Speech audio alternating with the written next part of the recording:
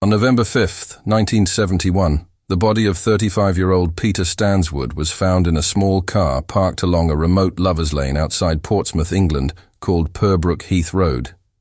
He had been stabbed to death.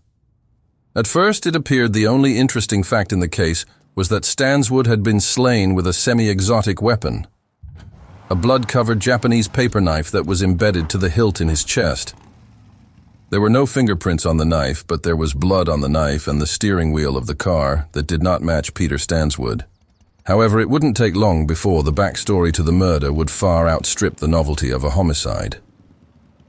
Murder Investigation 101 demands that detectives begin their hunt for the killer among the people who are closest to the victim. In the case of Peter Stanswood, the first stop for investigators was with Heather Stanswood, the grieving widow. After their first interview with Heather, police were confident that at the very least, Heather had a pair of suitable reasons to want Peter dead. First off was the tried-and-true insurance motive. With her husband dead, she stood to receive a payoff worth nearly $50,000. While not exactly a fortune, people have killed for less.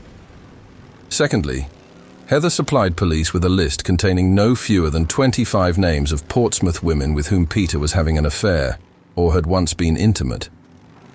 2 of the women on the list had presented Peter with illegitimate children, and another was pregnant with his child. One of the women on the list was Elizabeth Thompson, the wife of Peter's business partner, Ken Thompson. The 2 men owned a boating business on the Isle of Wight. Heather, however, was not content to play the role of the wronged wife. She had had more than her share of outside dalliances, at least 16 acknowledged affairs, which only made the job of finding Peter's killer that much more difficult. Peter was apparently aware of several of Heather's love affairs. Thus began one of the most unusual murder investigations in the annals of British criminal history. Following the leads provided by Heather, authorities eventually linked Peter to no fewer than 66 illicit relationships. It further turns out that the ladies of Portsmouth, a seafaring town on the English Channel with a large British naval base, were not content to simply wait patiently for their men to return from the sea. Infidelity, it seemed, was de rigueur and the favorite pastime in Portsmouth. During the course of running down leads in the Stanswood investigation, police interviewed 20,000 Portsmouth residents and took formal depositions from about 2,000 women, most of whom had been involved in extramarital affairs, meaning, very roughly, that about 10% of the married women in Portsmouth had been unfaithful. Most statements were stories that only interested the detectives because of their prurient nature. Just a few of the depositions aided the investigation into Peter Stanswood's death. One of the statements was made by Ken Fromant, an out-of-town boilermaker, who had once been Heather Stanswood's lover but had moved on to Elizabeth Thompson. Remember, she was one of Peter's lovers and the wife of his business partner. Fromant admitted that he had once bedded Heather, but that their romance had ended 2 months before Peter was slain. He also confessed that he was involved with Liz Thompson, but swore that he was home in Berkshire with his wife and 2 children the night of the murder. Furthermore, Fromant told police he had never met Peter Stanswood and had no reason to kill him or even want him dead. For several years, police did not turn up any significant clues in the crime, but did amass a collection of tales that would make Alfred Kinsey blush. It appeared that the insurance jealously motive assigned to Heather Stanswood was gaining credence. Then, one of the 20,000 interviews gave police the break they needed.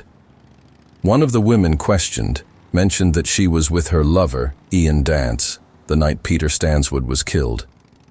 Ian Dance was familiar to police because, as a friend of Ken Fromant, he had been one of the earliest interviewees to visit police headquarters. Dance, it turns out, lied to authorities about his whereabouts on the night of the murder. Dance swore he had not been in Portsmouth that evening. Under a grilling by detectives, Dance admitted that he had not been entirely truthful. Yes, he had been in Portsmouth that day, but his friend, Ken Fromant, had dropped him off at the train station in the late afternoon, and at the time of the murder, he was miles away. Dance's alibi held up, and it turns out that he had nothing to do with Peter Stanswood's killing. But wait, detectives said. Fromant said he was home in Berkshire that night, and that he hadn't been in Portsmouth at all. Could it be that Fromant was also lying about breaking up with Heather Stanswood?